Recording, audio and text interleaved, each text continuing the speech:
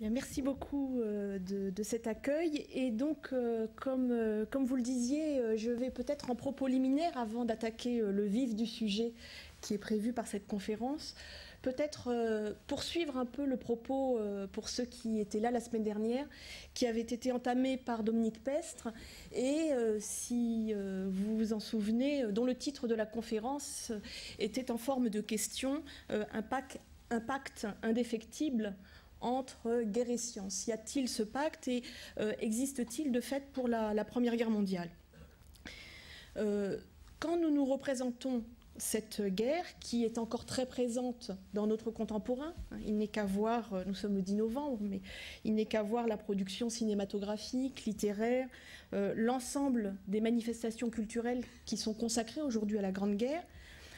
Donc une guerre très présente qui se manifeste par des représentations, et sans doute c'est d'abord l'image de la guerre des tranchées et aussi du premier grand conflit mécanisé qui s'impose. En effet, les imaginaires que l'on peut attacher à la Grande Guerre mettent en bonne place la représentation d'une guerre des machines, des techniques et de la science, où le facteur humain n'est finalement plus que le jouet impuissant des déluges de feu de l'artillerie qui s'abattent sur lui, des nuées dérivantes de chlore ou des obus explosifs chargés de gaz toxiques. En ce domaine, souvent les représentations picturales sont de bons symptômes, et on peut penser aux tableaux futuristes, aux tableaux donc en particulier, je pense que ça va arriver, les tableaux qui ont été exposés lors de la première exposition futuriste d'art plastique de la guerre. Si la diapositive peut suivre. Tableau de Gino Severini qui s'appelle Le canon en action, tableau de 1915, où vous voyez, vous devinez au centre du tableau l'artilleur, mais qui n'est plus que réduit au rôle de héros, du grand héros mécanique qu'est le canon. C'est le canon qui est au centre de ce tableau, immense, et qui pourrait donc symboliser en quelque sorte cette vision de la guerre, celle d'une puissance de feu inédite, et cette guerre qui est le premier conflit d'échelle internationale à tirer profit des révolutions industrielles du XIXe siècle.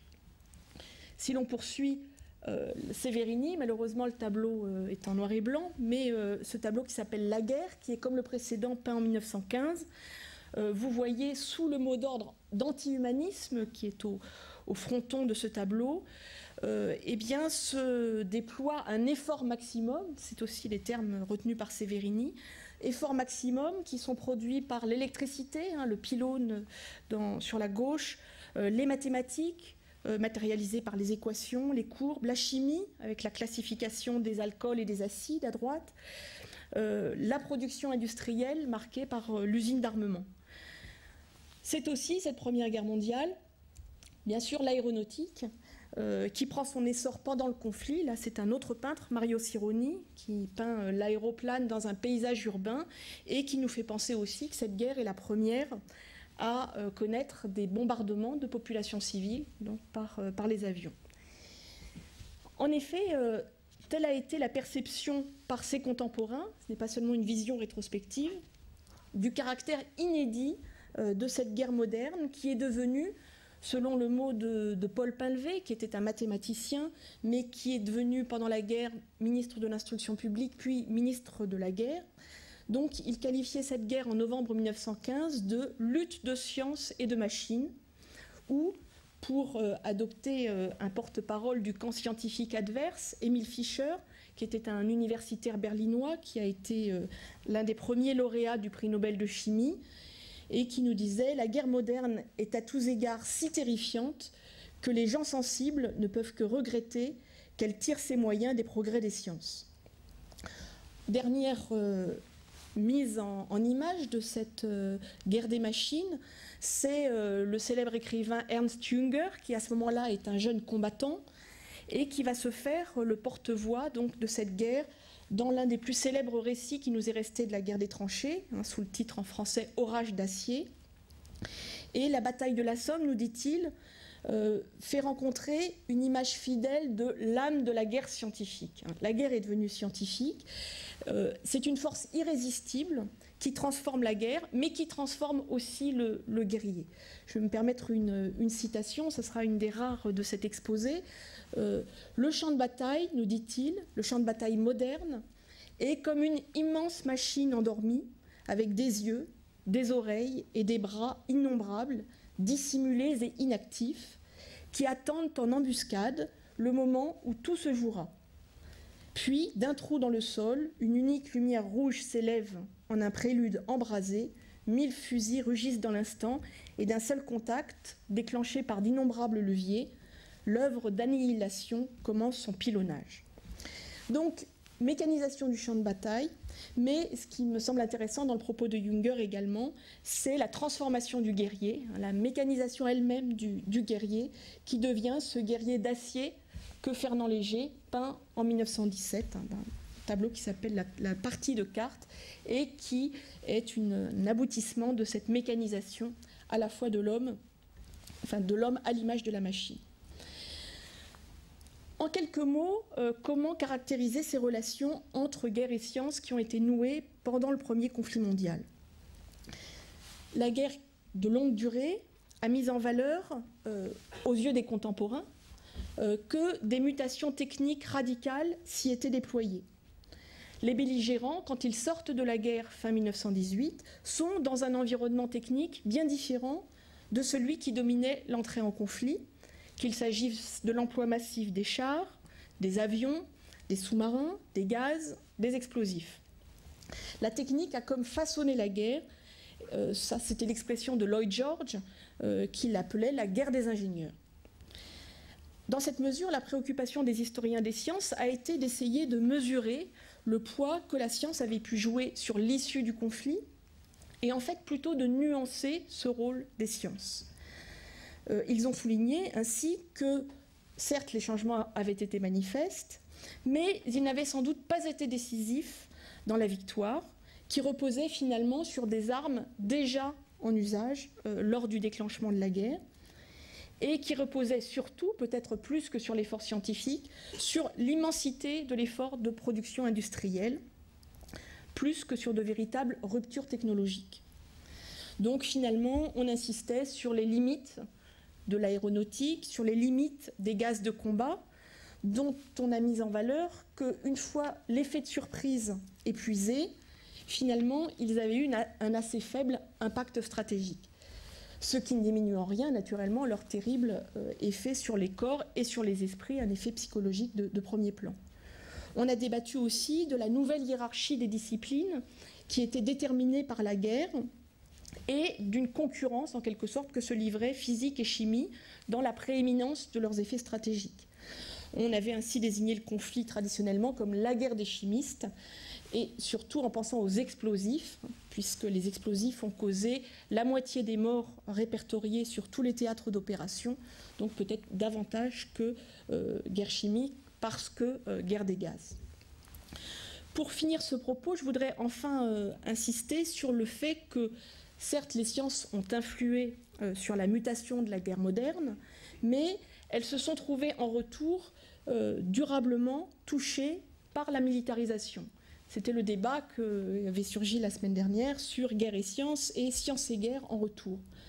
Le champ de bataille a mobilisé des disciplines dont les relations avec la guerre étaient avérées depuis longtemps et que plusieurs siècles de pratique des armes savantes avaient entretenu. Les sciences de l'ingénieur donc fournissaient des savoirs conçus comme un moyen direct pour gagner les batailles, mais qui exigeaient de nouvelles pratiques, notamment des pratiques de collaboration, visibles dans la multiplicité des disciplines qui étaient engagées dans un même domaine militaire. Le thème du repérage, par exemple, des batteries ennemies est exemplaire de cette convergence de pratiques savantes qui étaient habituellement dissociées. Il s'agissait de repérer la position des batteries ennemies par la détermination trigonométrique de points qui présidait à l'établissement de cartes au 5 millième. Cet objectif sollicitait à des fins pratiques des mathématiques, de la géographie, de la géodésie, de la cartographie, de la météorologie, de l'astronomie, de la photographie aérienne, de l'optique ou encore de la télégraphie. Il orientait vers l'opérationnalité des recherches qui étaient menées par des scientifiques qui étaient tournés en temps normal vers la recherche théorique. Donc finalement, on pourrait résumer peut-être cette tension comme une culture de la précision que permet le laboratoire et dans des conditions bien différentes que celles du champ de bataille et qui connaît là une première forme d'apogée, donc la culture de la précision au sein même du champ de bataille, répliquée au sein du laboratoire. Voilà pour une première esquisse de ce qui constitue le cadre de cette interaction entre guerre et science entre 1914 et 1918. Une fois posé ce cadre, qui me semble assez déterminant pour la manière dont on pourra envisager plus précisément le thème médical, je voudrais donc en venir au thème qui nous réunit plus précisément ce soir, donc les sciences médicales, les savoirs sanitaires de santé publique et leur relation à la Grande Guerre. Et je voudrais commencer peut-être un peu en forme de paradoxe, au risque de scier la branche sur laquelle je suis assise en ce moment même peut-être, c'est finalement, s'agit-il vraiment, sur le plan médical et sanitaire, s'agit-il d'une guerre scientifique? Le combat qui a été mené sur le plan médical et sanitaire s'inscrit-il dans cette scientifisation, le terme n'est pas très élégant, de la guerre, dans cette guerre moderne de science et de machines que l'on a décrit jusqu'ici. Et si je proposais un paradoxe, c'est que d'une certaine manière, il me semble qu'en fait, il n'en a rien été. Pourquoi? Parce que vous connaissez tous, bien sûr, les conditions du combat qui ont été celles de la Première Guerre mondiale, et particulièrement de cette guerre de tranchées. Nous en avons tous les images. Du point de vue sanitaire, il s'agit donc de conditions extrêmes. D'abord, les conditions nouvelles du combat. La puissance de feu, la massification du nombre de combattants et, partant, la massification, bien sûr, du nombre des blessures et du besoin d'intervention médicale. Donc on franchit là un seuil quantitatif. Je vous rappelle qu'en France, 8 millions d'hommes ont été mobilisés successivement au cours de cette guerre, 70 millions dans le monde. Des chiffres auxquels on peut faire correspondre des nombres de victimes. Je ne veux pas entrer dans des chiffres qui seront nécessairement très abstraits, mais qui nous donnent quand même une petite idée des échelles. Près de 900 hommes meurent chaque jour entre 1914 et 1918 pour la seule armée française, 1300 pour l'armée allemande, 1300 victimes par jour entre 1914 et la fin de cette guerre. 2 800 000 hommes sont blessés en France, je parle de manière privilégiée donc, du territoire français. 40% subissent au moins une blessure, 5 millions sont malades, soldats sont malades une ou plusieurs fois au cours du conflit. Donc, d'abord, un franchissement quantitatif. Ensuite, le franchissement d'un seuil qualitatif qui est lié aux déplorables conditions du champ de bataille et conditions notamment dues à la stabilisation du front. Ce sont à la fois des conditions d'hygiène, la boue, la contamination du sol par les déjections, par les inhumations, par l'abandon souvent de corps sur le champ de bataille, le pullulement des porteurs de germes, les rats, les poux, la souillure constante des eaux d'alimentation, l'infection des plaies, les intenses concentrations humaines et leur circulation, favorable à la circulation des germes également. Donc des conditions d'hygiène, mais aussi des conditions d'organisation des services de santé, la récupération des blessés sur le champ de bataille, leur triage, selon l'expression, la formule, le terme militaire qui est toujours employé aujourd'hui, c'est-à-dire l'ordre de priorité accordé aux blessés selon la gravité apparente des atteintes, leur transport, l'urgence confrontée à l'attente. Donc, toute une série d'images que vous avez en tête, évidemment l'image des brancardiers et de la boue, c'est une image de Belgique de 1917, de l'attente précisément, de l'absence de soins dans l'urgence et donc de la dégradation des conditions des blessés. Il s'agit là d'une ambulance d'un dépôt en attendant les ambulances dans une cour de ferme de Champagne en 1915. Il s'agit des conditions d'exercice de la médecine à l'avant. Il s'agit ici de l'entrée d'un hôpital souterrain. Des conditions extrêmement difficiles de la médecine à l'avant. Là, il s'agit d'une salle d'opération, d'un poste de secours en première ligne britannique, et d'une médecine de l'arrière qui, certes, est plus favorisée. Ici, il s'agit de l'ambulance américaine de Neuilly, mais avec tout le problème du transport et donc de l'accessibilité des blessés. Donc des conditions extrêmes qui rendent forcément le savoir médical en situation de quasi-impossibilité de s'appliquer. Troisième caractéristique, là j'emprunterai le terme à un célèbre historien allemand devenu américain, George Mosse, un terme qui a beaucoup été repris depuis, qui parlait de brutalisation de la Première Guerre mondiale, au sens de rendre brutale. La guerre est rendue brutale par cette puissance de feu, et les hommes eux-mêmes sont rendus brutaux en conséquence de cette totalisation du conflit. Et il employait le terme aussi pour qualifier pour essayer de rendre compte de la violence de guerre absolument nouvelle, qui finalement prenait à rebours toute l'évolution de la guerre réglée depuis le XVIIe siècle. Par guerre réglée, on veut dire une guerre qui, certes, pouvait être tout aussi inhumaine, mais qui était quand même encadrée par un certain nombre de règles, et règles qui ont été transgressées largement pendant la Première Guerre mondiale. Donc, ce sont des seuils de violence qui sont franchis. Par exemple, il n'y a plus de trêve des brancardiers à un grand nombre de batailles de la Première Guerre mondiale. Donc, une grande difficulté de récupérer les blessés, leur transport dangereux et aléatoire, plus de trêve, donc difficulté d'aller les récupérer, mais aussi le fait d'être toujours possiblement la cible de l'ennemi en face, et leur passage donc à travers les boyaux des tranchées, les bombardements des populations civiles, les camps de prisonniers dans des conditions sanitaires souvent déplorables, la déportation de populations, au sens qui ne sera pas encore celui de la Seconde Guerre mondiale, mais qui sont des déplacements de ce type.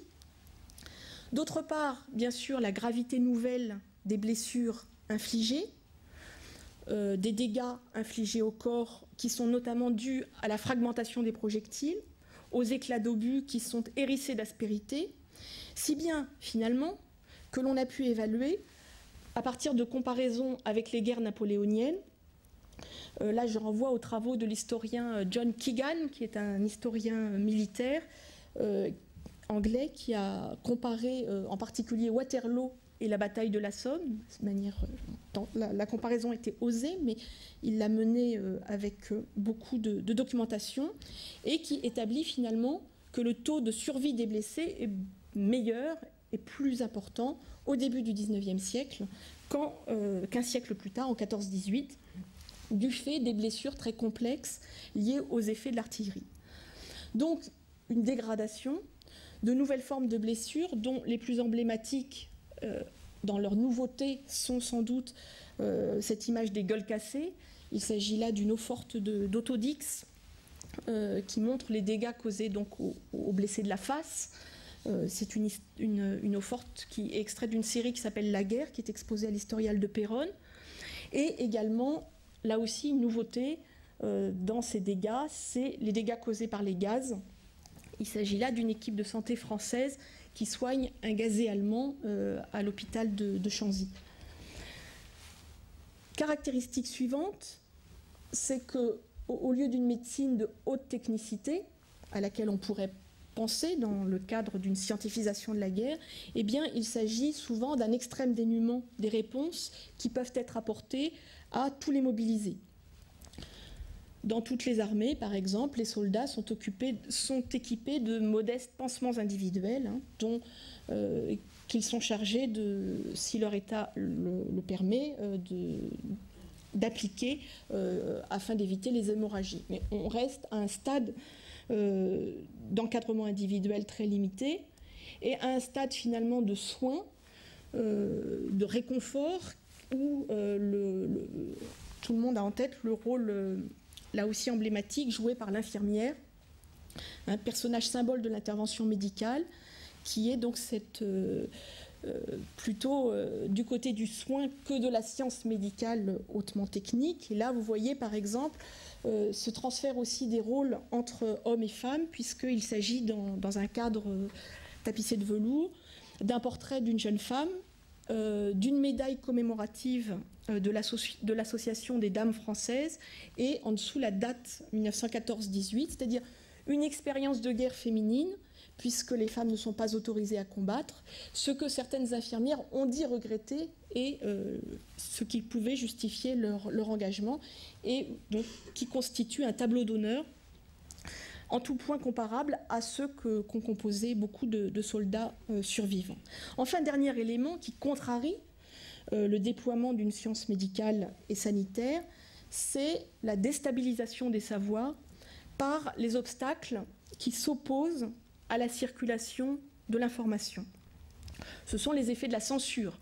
La Première Guerre mondiale est une guerre hautement censurée, la presse censurée, les correspondants sont censurés, et par les effets de la propagande. C'est le règne des rumeurs et des fausses nouvelles de guerre, c'est le terme de Marc Bloch, un grand historien du Moyen-Âge qui était lui-même combattant de la Première Guerre mondiale, qui parle et qui étudie en historien et sociologue ces fausses nouvelles de guerre. Par exemple, le surgissement de la grippe espagnole à la toute fin de la guerre va entraîner de multiples rumeurs sur son origine. Est-ce qu'elle vient d'Espagne ? Vous savez tous que c'est une fausse appellation, une fausse désignation. Des rumeurs d'empoisonnement de l'eau potable, des rumeurs de nuages toxiques porteurs de germes, des confusions entre cette maladie et le choléra, c'est-à-dire l'absence de circulation d'informations ne crée pas un espace vide d'informations, mais au contraire un espace plutôt saturé, mais saturé de fausses nouvelles, de rumeurs et d'une information qui devient incertaine et qui renforce finalement le règne de l'opacité, du scepticisme, qui est peu propice, là encore, au déploiement des normes de fonctionnement d'une science positive. Donc, pour conclure sur ce point, on voit une guerre où domine la gestion d'urgence et la gestion du terrain dans des conditions extrêmes, et finalement une déroute, en tout cas reconnue comme telle par les services de santé, déroute sanitaire des premiers mois de guerre.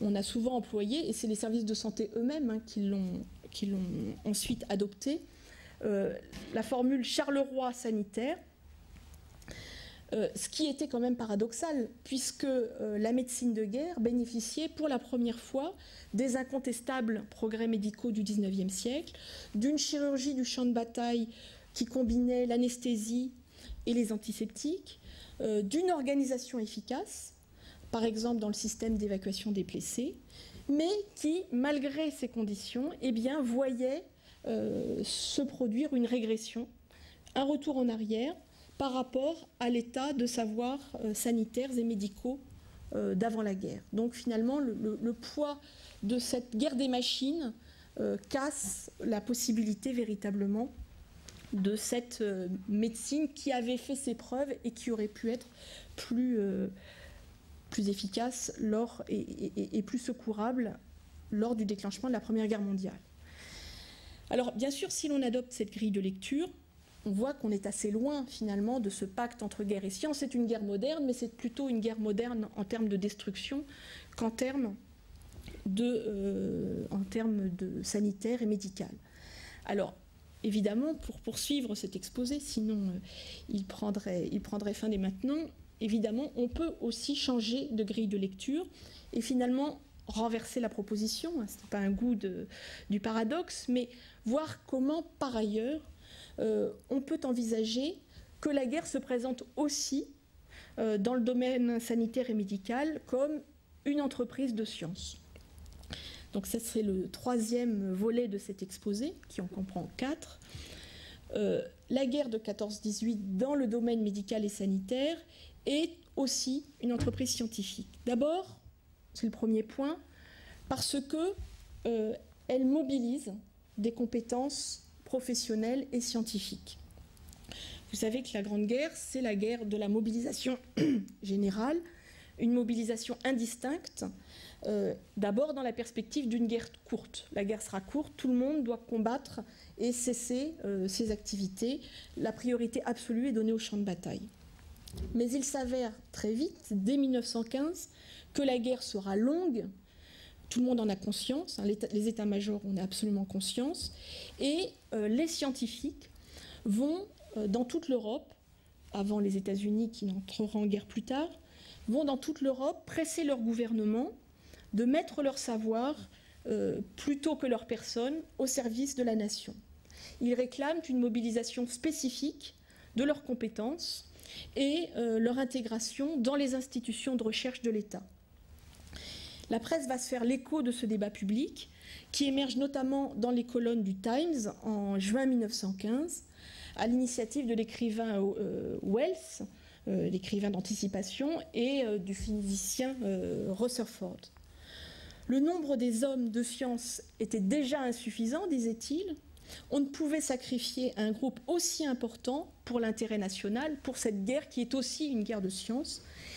Argument auquel d'abord les états-majors répondent en termes d'égalité des citoyens devant la loi militaire, notamment dans le cadre républicain qui est celui de la France. Mais finalement, nombre d'accommodements vont être progressivement trouvés et adaptés aux différents services militaires nationaux. Alors, dans le domaine médical, bien sûr, c'est la mobilisation des médecins sur le terrain. En France, le service de santé est pendant la guerre composé à 90% de praticiens mobilisés. Et à la fin de la guerre, l'armée dispose de plus de 21 000 médecins, dont seulement 1 700 d'actifs et près de 20 000 donc, de la réserve, pour 4 300 000 hommes mobilisés à la fin de la guerre. Donc un taux d'encadrement médical tout à fait satisfaisant, supérieur, par exemple, largement supérieur au taux anglais, hein, c'est-à-dire un médecin à peu près pour 200 hommes d'effectifs. Mais ce ne sont pas seulement les praticiens, ce sont aussi les biologistes, les bactériologistes, les chimistes qui, pour certains d'entre eux, retournent dans les laboratoires pour mettre leurs recherches au service d'une action directement utile au champ de bataille. Donc, une mobilisation spécifique des compétences qui se met en place finalement dans d'assez bonnes conditions. Deuxième point, c'est l'usage de ressources et d'outils scientifiques pour gérer la santé publique. Pour ceux qui étaient là la semaine dernière, Dominique Pestre y a fait allusion. C'est en particulier la mise en œuvre de nouveaux savoirs administratifs. Il ne s'agit pas seulement de savoirs médicaux, mais de savoirs qui vont aider à la gestion de l'organisation. Il s'agit, dès la Première Guerre mondiale, d'essayer de planifier, d'anticiper. Après ce Charleroi sanitaire de la fin 1914, donc Charleroi sanitaire, c'est-à-dire défaite, hein, déroute sanitaire, le ministre de la Guerre, Millerand, substitue à la direction militaire un sous-secrétariat d'État, qui est une autorité civile, incarnée par le député du Rhône, un radical, qui s'appelle Justin Godard. Et c'est une démarche parallèle à celle qui fait créer un ministère de l'armement où a été nommé Albert Thomas. Alors, ces deux personnalités, Justin Godard et Albert Thomas, ces deux structures également, sont révélatrices d'un privilège qui est donné au processus de coordination, d'organisation administrative, plutôt qu'au processus d'autorité. Là, on voit bien un transfert d'autorité du militaire au civil et dont le mot d'ordre est la fin des routines, la planification des ressources, l'anticipation de l'action. Après, l'efficacité est bien sûr sujette à critique, mais le projet planificateur et anticipateur, donc de penser autrement l'administration, est ici tout à fait déployé. Et par exemple, vous pouvez voir ici un organigramme du service de santé à l'arrière en campagne. Donc ça, c'est la grande spécialité des services de santé, c'est de produire une gestion organisationnelle de l'évacuation, des différentes étapes, des hôpitaux d'étape, et d'une organisation très hiérarchique et structurée des des étapes donc, pour accueillir les blessés selon les ordres de priorité. D'autre part, il s'agit de gagner la bataille des ressources humaines, sans laquelle, évidemment, on perd la guerre. C'est une priorité absolue pour la sauvegarde de la collectivité nationale et sociale. Il y a vraiment l'idée que c'est encore faire la guerre que de conserver au pays une population bien portante. Pour le commandement militaire, il s'agit de maintenir les effectifs, de maintenir les hommes vivants, de maintenir les hommes en santé, c'est-à-dire en capacité de faire la guerre. Il s'agit des populations militaires au premier chef, mais aussi des populations civiles, puisque, au-delà des blessures, il y a aussi les maladies, les épidémies en particulier, les maladies infectieuses, qui taillent dans le vif des ressources du conflit et qui peuvent le suivre de conséquences désastreuses à l'échelle de toute une population, si bien que leur maîtrise devient un thème essentiel à la survie des armées en campagne, autant que des sociétés en guerre. N'oublions pas aussi qu'on on se trouve dans des nations armées. La France, c'est la nation en armes, et que finalement, cette frontière entre civils et militaires perd largement de son sens, en tout cas pour la population masculine. Mais là, on dit bien que c'est à la science médicale de pourvoir à la préservation de la nation. Alors, les outils vont être du même ordre que ce que je vous montrais à l'instant, notamment statisticiens, c'est-à-dire qu'il faut gérer la population et pour la maintenir en ordre de marche, on poursuit, mais on accentue un gigantesque effort de collecte de données extrêmement fines à l'échelle d'une unité. Donc là, il s'agit de cas de fièvre typhoïde par quinzaine dans le 5e corps, donc à l'échelle d'une unité, à l'échelle d'une armée, d'un corps d'armée, d'une société entière, et de mise en œuvre donc par le croisement de ces données de tout un savoir statisticien. Donc là, vous voyez aussi des données qui concernent la typhoïde, les vaccinés, les non-vaccinés, les paratyphoïdes et les typhoïdes. Donc le déploiement de savoirs qui certes existaient, les statistiques médicales ne datent pas de la Première Guerre mondiale, mais qui sont systématisées comme ressources pour la gestion des hommes. Le troisième point de cette guerre de science, c'est l'idée du recours au laboratoire et au savoir bactériologique. En 1914, il y avait une donnée bien établie qui formait consensus chez les médecins et dans le commandement, c'est que dans toutes les guerres, le feu tue moins que la maladie. Le feu, c'est-à-dire le combat, est moins meurtrier que les maladies infectieuses. Les fléaux morbides, comme on les appelle encore souvent, sont plus redoutables que le choc des armées. Ça, c'est la vérité qui précède la Première Guerre mondiale. L'histoire pathologique des armées en campagne s'est toujours caractérisée en termes de mortalité et de morbidité, donc du taux de maladie, par la prédominance des maladies sur les blessures. Cette conviction est le fruit de savoir accumulés par des générations de services sanitaires sur le champ de bataille, qui ont commencé véritablement à connaître une efficacité organisationnelle certaine à partir des guerres napoléoniennes. Et donc plus encore durant les conflits du second XIXe siècle, la guerre de Crimée, la guerre de sécession aux États-Unis, la guerre franco-allemande de 1870, l'expédition de Tunisie, coloniale de Tunisie. Clairement, les troupes ont été davantage victimes des ennemis invisibles, comme on les appelle, les microbes, plutôt que des vrais ennemis. La variole, la typhoïde, le typhus ont été les ennemis les plus meurtriers.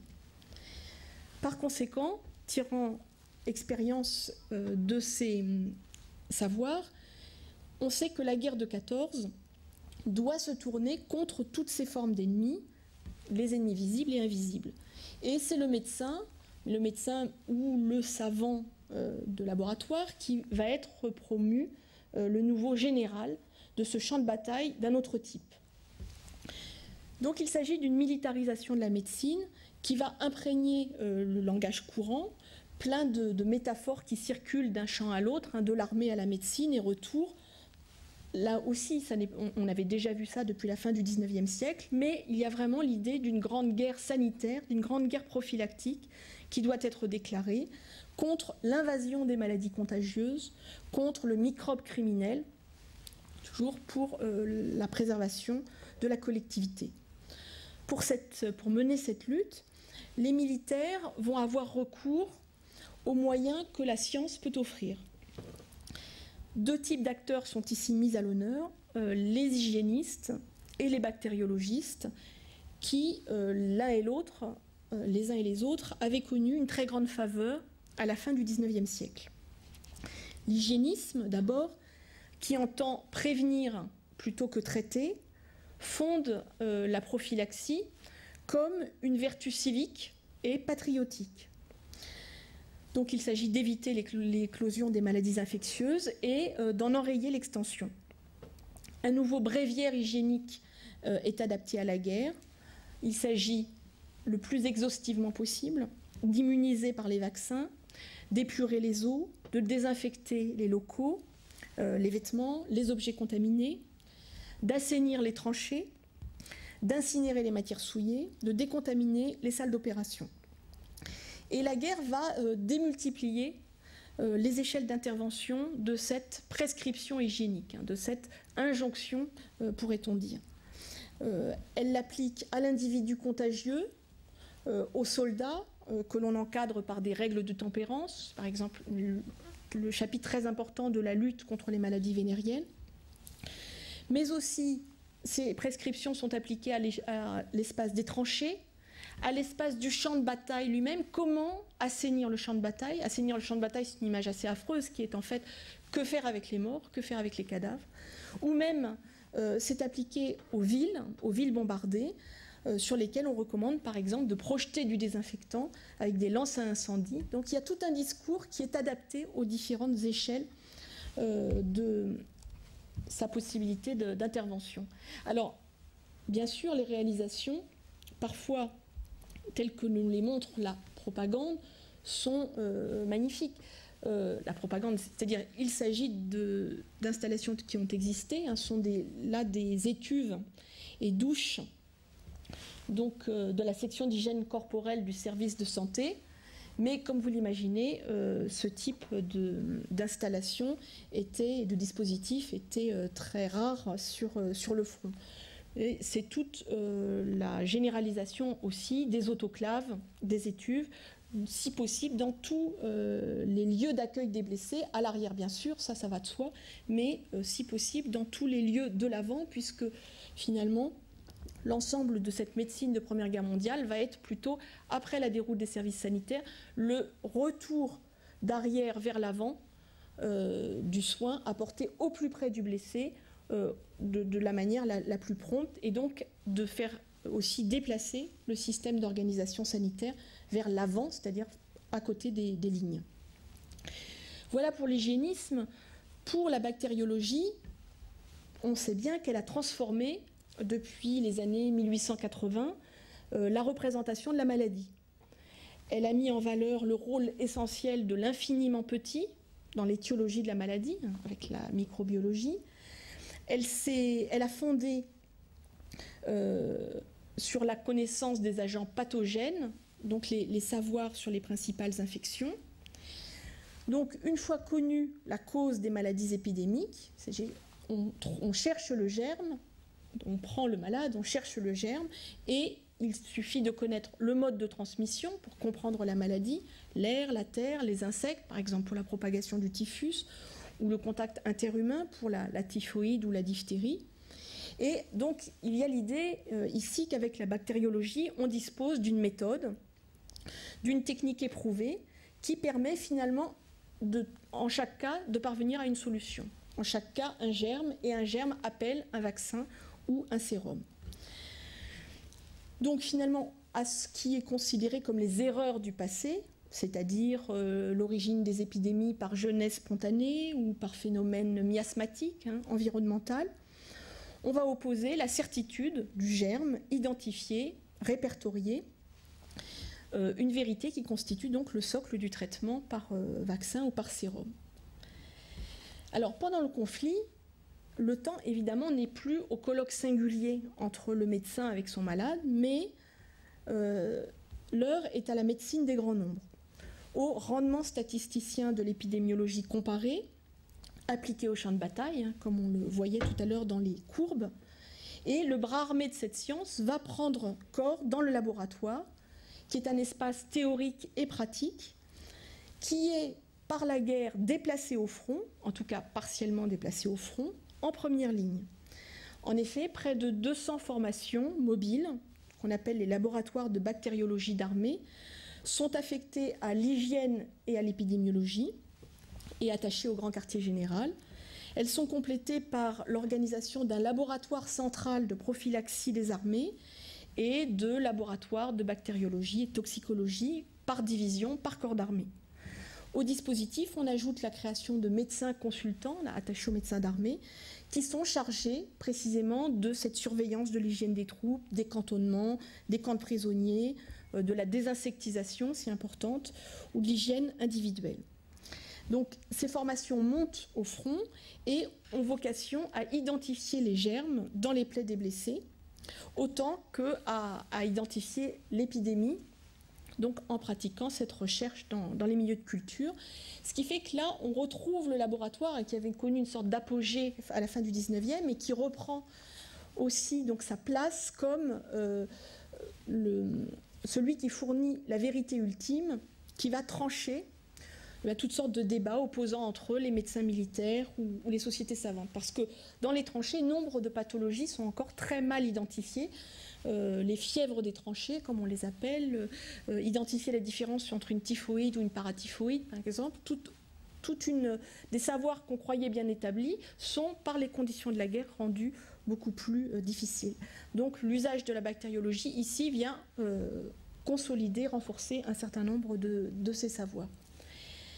Le dernier point de la caractérisation qui fait de cette guerre sanitaire et médicale une guerre de science, que je veux simplement évoquer sans le développer, c'est la dimension culturelle de cette mobilisation scientifique. Ici, je voudrais faire référence à ce que les historiens actuels de la Grande Guerre appellent volontiers les cultures de guerre, c'est-à-dire tout l'aspect culturel, l'outillage mental, comme disait l'historien Lucien Febvre, qui sert de cadre à l'immense investissement collectif dans la guerre. Ce qui fait que la guerre dure 4 ans et demi, en suscitant certes des protestations, des refus, mais plus significativement le maintien, en tout cas en France, d'une cohésion nationale et d'un effort collectif, donc au service de la victoire. Il faut toujours rappeler une idée peut-être qu'on a un peu parfois perdue de vue, que certes la Première Guerre mondiale c'est l'affrontement des nations, mais aussi, comme la Seconde Guerre mondiale, elle est perçue comme un affrontement des idéologies. Elle est la guerre que les nations font au nom du droit. Une guerre de la civilisation française contre la Kultur allemande, contre un ennemi qui est identifié à la barbarie, contre un ennemi qui est identifié à l'envahisseur. C'est l'invasion du territoire sacré de la patrie que l'on défend. Un ennemi qui est aussi identifié aux atrocités qu'on l'accuse de commettre. Donc, certes, une guerre ancienne, peut-être des nations qui s'affrontent, mais aussi très fortement une guerre d'idéologie, en tout cas de la représentation que l'on en a. Et dans cette guerre du droit, cette guerre juste que l'on mène, chacun de part et d'autre des frontières, la science constitue une ressource argumentaire d'importance dans ce travail de légitimation permanente. L'autorité que confère la science, la référence à des savoirs académiques et validés sont cruciaux dans une guerre qui définit comme enjeu ultime cette lutte du vrai contre le faux. On le fait au nom d'une juste cause et pas seulement au nom de la nation d'en face, contre la nation d'en face. Donc, entre toutes les figures d'autorité, il est certain que les savants vont jouer un très grand rôle dans la recherche des causes de la guerre et donc des responsabilités, par exemple dans la collecte des preuves des atrocités qui sont commises par les troupes. Ce que l'on a appelé l'appel des 93, ce fameux texte allemand d'octobre 14, le manifeste de 93 professeurs universitaires allemands ou artistes allemands signés en soutien de leur armée, va marquer le début de cet engagement intellectuel des savants, alors pas seulement des savants du domaine sanitaire, mais d'eux aussi, et qui va être alimenté durant tout le conflit. Il s'agit ici d'essentialiser la notion de l'ennemi, d'endurcir les contours pour faire de celui qui était un voisin d'hier, finalement de celui que l'on fréquentait au congrès international ou avec qui on échangeait des correspondances, d'en faire un adversaire irréductible. Alors, on pourrait choisir des exemples qui sont pris dans les domaines médicaux et sanitaires pour montrer combien ils ont été mis à contribution dans cette perspective. En France, en particulier, l'identification des deux ennemis, le microbe et l'allemand, va être un moyen très efficace pour que les représentations négatives de l'un et de l'autre, bien sûr, se conjuguent et se renforcent mutuellement. Le germe est allemand. L'Allemagne est la principale source de contamination microbienne des troupes françaises. Ça, c'est un discours médical français qui va fournir nombre d'arguments à ces thèmes. L'origine géographique de la contagion, les microbes viennent toujours de l'Est, ce qui n'est pas d'ailleurs totalement faux puisque le choléra et surtout le typhus ont sévi surtout sur les fronts orientaux, mais donc du coup sont susceptibles d'être importés du fait de la circulation des prisonniers. Circule aussi le discours sur l'intoxication des troupes, d'abord par l'alcoolisation, mais surtout avec un thème qui a une certaine gradation dans la gravité, avec le thème de l'empoisonnement évidemment ouvert par la guerre des gaz, ce qui alimente le thème de l'inhumanité, de la barbarie de l'ennemi, et qui ouvre aussi la voie à l'accusation éventuelle de mener une guerre bactériologique, avec les ennemis disséminent-ils sciemment des agents pathogènes, ce qui de fait ne se produit pas ou extrêmement marginalement dans la Première Guerre mondiale, mais qui reste un thème qui affleure très fréquemment à l'horizon du discours médical. Dans un registre moins grave, il y a aussi bien sûr toute la concurrence par exemple sur le médicament allemand contre le médicament français, avec donc la publicité par exemple pour l'aspirine Usine du Rhône, l'aspirine française, et contre l'aspirine Bayer, l'aspirine allemand accusée d'être frelatée, alors que donc le produit pur, c'est le produit qui vient, qui est national. Alors, au-delà de ces facteurs de nature culturelle qui contribuent à une guerre des sciences, je voudrais achever cet exposé par le quatrième et dernier volet en prenant 3 exemples assez brièvement de la manière dont fonctionnent ces relations entre guerre et science dans les savoirs médicaux et sanitaires. D'abord, la guerre comme champ d'innovation thérapeutique, ensuite la guerre comme champ d'expérimentation, comme laboratoire d'échelle considérable pour des pratiques nouvelles, par exemple pour la vaccination contre la typhoïde, et enfin la guerre comme lieu d'articulation entre l'urgence et la recherche fondamentale. J'essaierai d'aller assez vite sur chacun de ces thèmes. D'abord, la guerre comme champ d'innovation thérapeutique. Si l'on se place dans une vision progressiste de l'avancement de la science, c'est-à-dire qu'on a l'idée de connaissances qui s'accumulent au fil du temps et qui vont constamment vers du mieux, vers une perfectibilité des conditions de la vie humaine, on sera ici plutôt dans la confirmation de cette proposition. La guerre peut être tout à fait perçue comme un accélérateur du progrès médical. La guerre comme facteur de progrès, la formule est évidemment un peu prêtée à critique, mais elle souligne combien, effectivement, la guerre appelle des réponses thérapeutiques nouvelles qui sont fournies aux problèmes nouveaux qui sont posés. Par exemple, c'est bien connu en matière de transfusion sanguine, progrès de la transfusion, qui n'existait quasiment pas avant la guerre et qui s'est expérimenté vers la fin de la guerre. Progrès de la radiographie par rayons X, pour la recherche des projectiles en particulier, ce sont des appareils que Marie Curie fait installer dans les autochires, c'est-à-dire dans ces blocs chirurgicaux mobiles qui vont à l'avant l'usage de l'électrothérapie dans la réadaptation fonctionnelle des blessés, l'électrodynamique, la physiothérapie. Alors autant de disciplines qui avaient une réalité avant la guerre, mais qui prend une dimension nouvelle du fait de cette quantité de demandes et d'applications. Ce sont aussi les réponses apportées aux mutilés, les mutilés en très grand nombre, du fait donc des éclats d'obus. Alors ici, il ne s'agit peut-être pas d'un exemple très de haute technicité, encore que il s'agit donc d'une prothèse d'un bras articulé, dont on vantait les mérites pour le retour à une activité manuelle dans la vie civile. Il y a tout un discours très important sur le fait de pouvoir revenir après la guerre.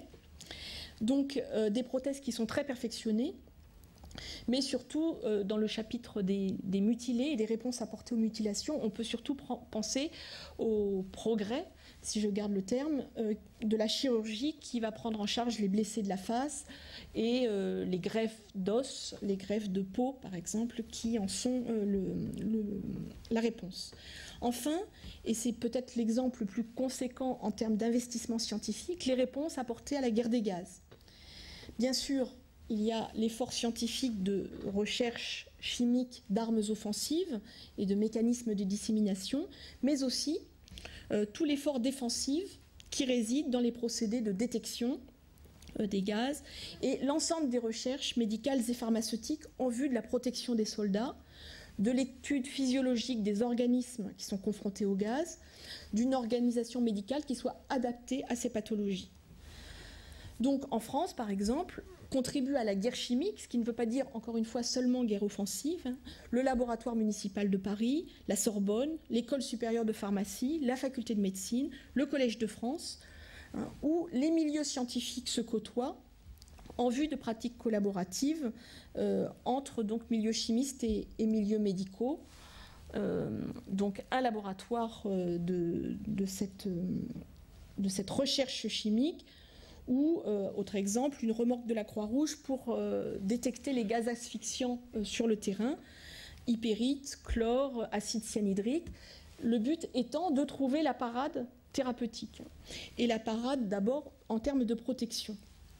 C'est bien sûr tout le travail sur l'adaptation des masques à gaz, d'abord simple tampon de coton imprégné d'hyposulfite de soude, qui est appliqué d'abord seulement devant la bouche et les narines en protection contre les premières attaques qui sont les nappes de chlore d'avril 1915, jusque, là il y a toute une gradation à des masques qu'on appelle appareil respiratoire médical, qui est utilisé en France à la fin de la guerre contre le phosgène et l'hypérite, donc des vésicants, le gaz moutarde, hein, l'hypérite. Et on voit que si l'on suit les travaux d'Olivier Lepic, on voit que les protections conçues pour les soldats ont permis d'abaisser largement la mortalité des attaques chimiques. Finalement, sur l'ensemble de la guerre, la proportion des hommes morts des suites des gaz aurait varié de 2 à 3% des soldats atteints, alors que la proportion des morts parmi les hommes entrés dans les hôpitaux pour suite de blessures s'élève de 30 à 40%. Donc, bien que les gaz soient très spectaculaires, finalement, ils sont moins délétères sur le champ de bataille. Alors, j'accélère pour finir. Encore mes deux derniers exemples. Celui de la guerre comme champ d'expérimentation. En 1914, on savait que la guerre, celui qui gagnerait la bataille épidémique, remporterait la victoire finale. Et de ce fait, avant même la fin du conflit, le service de santé de l'armée a pu dresser un bilan très triomphaliste. Là, je parle des épidémies, des maladies infectieuses et non pas des blessures. Finalement, le laboratoire, nous dit le service de santé de l'armée, a largement contribué à la victoire. Avant même le 11 novembre 1918, on en a la conviction. Après avoir marqué, je cite, par leur très grande fréquence pendant l'hiver 14-15, le danger redoutable dont les épidémies menaçaient les armées combattantes, ces maladies peuvent être considérées comme pratiquement vaincues. Il y a un succès bactériologique, l'éradication des épidémies nées dans le sillage des guerres. Ce serait la fin du lien entre guerre et épidémie, celui que j'énonçais tout à l'heure. La guerre à la guerre, la maladie tue plus que le combat. Eh bien, pour la première fois, lors de la Première Guerre mondiale, c'est faux, mais c'est bien sûr faux aussi du fait de l'ampleur de la puissance de feu. Alors, un emblème de ce succès, c'est la maîtrise de la fièvre typhoïde par la vaccination. Et on peut l'illustrer par une courbe qui matérialise cet accomplissement du programme de vaccination. Alors que la typhoïde, la fièvre typhoïde était la plus fréquente des maladies infectieuses qui régnaient dans les rangs de l'armée en temps de paix, de l'armée d'active, avec la vaccination qui est rendue obligatoire par une loi en France en mars 1914, c'est-à-dire avant l'entrée en guerre, mais qui ne va être vraiment appliquée sur les recrues qu'à partir de la fin 14 et vraiment de 1915, par une campagne systématique de vaccination, eh bien on assiste à une quasi-disparition de la mortalité et de même de la morbidité, des atteintes par la typhoïde sur les troupes. Ce qui faisait dire au traité d'épidémiologie que finalement il y avait 8 fois moins de morts et de malades de typhoïde entre 1915 et 1917 qu'en temps de paix. Donc là évidemment on est à rebours de ce que je vous exposais au départ, c'est-à-dire que malgré les conditions déplorables sanitaires de la guerre, eh bien finalement on a gagné en termes médicaux et sanitaires. Donc effectivement, cette vaccination participe au basculement qui fait de la guerre la première à juguler les phénomènes contagieux. Et finalement, il s'agit bien en France, c'est pour ça que cet exemple me semble intéressant, d'une première vaccination de masse. Avant, on connaissait des vaccinations en France du temps de Pasteur, vaccination contre la rage, contre le choléra, mais qui n'avait jamais été appliquée massivement à des populations, qui étaient faites au coup par coup. Donc la guerre va fournir pour la première fois un cadre pour mettre en œuvre systématiquement une vaccination, donc qui va aboutir à ce résultat. Pourquoi la guerre est-elle propice à cette application? Parce que d'abord elle permet la production industrielle de masse du vaccin, ça c'est dans l'effort organisationnel. La guerre est d'abord une guerre de production industrielle intense, donc l'urgence fait loi ici, et on s'attaque à la typhoïde en fait quand la typhoïde est là, parce que l'épidémie a déjà commencé parmi les troupes en 14. D'autre part parce qu'on a l'obligation vaccinale, mais qu'on a une population captive, c'est-à-dire une population qui ne peut se soustraire à l'inoculation malgré des résistances parce que, eh bien, on est dans un système hiérarchique de discipline militaire et que finalement là, on est dans un grand test in vivo pour la vaccination sur le champ de bataille. Et on ne fait ici que reproduire ce que les Anglais ont fait quelques années auparavant, puisque la première vaccination de masse en Angleterre, ça a été la vaccination contre la typhoïde lors de la guerre des bourgs, qui a été le début de la vaccination antityphique donc, en Angleterre. Donc on voit là que la guerre, dans un cas comme dans l'autre, offre un cadre possible pour ce progrès médical, si encore on garde le terme, mais je souhaiterais qu'on garde aussi les guillemets qui l'encadrent. Enfin, dernier exemple, et je passerai vite, mais il est peut-être malheureusement d'actualité, c'est le surgissement de la grippe espagnole à la fin du conflit. On comprend bien, dans ce contexte de relatif triomphalisme bactériologique, le coup de théâtre que constituent les ravages causés par la grippe espagnole. Les enjeux sont encore très importants. La guerre n'est pas achevée. Donc, et je vous rappelle, les vagues d'arrivée de la grippe espagnole, c'est le printemps 18, l'automne 18, puis l'hiver 18-19. Et la première vague, c'est le grand moment de l'offensive allemande, à nouveau très menaçante sur le territoire français. Donc, la situation militaire n'étant rien réglée, les enjeux sanitaires de la préservation d'une population qui est affaiblie par 4 ans de conflit sont très vifs, et également des enjeux symboliques, puisque peut-être que cette atteinte grippale réduit à néant l'édifice sanitaire qui a été chèrement construit. Alors, je ne veux pas entrer je ne veux pas développer cet exemple, simplement signaler que vous savez qu'il y a l'émergence à ce propos d'un lieu commun qui est tout à fait juste, qui est finalement la grippe a tué en quelques mois plus que la guerre pendant toute sa durée, ce qui est totalement vrai à l'échelle mondiale. Les savoirs actuels sur la grippe espagnole sont encore très, très incertain, très peu stabilisé. Le nombre de victimes, par exemple, donne lieu à des estimations extrêmement variables de près de 25 à près de 50 millions de morts. Mais il est vrai que la grippe espagnole est infiniment plus meurtrière que la guerre, ce qui n'est pas vrai de tous les pays belligérants. En France, par exemple, la guerre est infiniment plus meurtrière que la grippe espagnole. On estime que la grippe a causé à peu près 165 000 morts en France, ce qui est beaucoup moins que les 1 400 000 morts du fait de la guerre.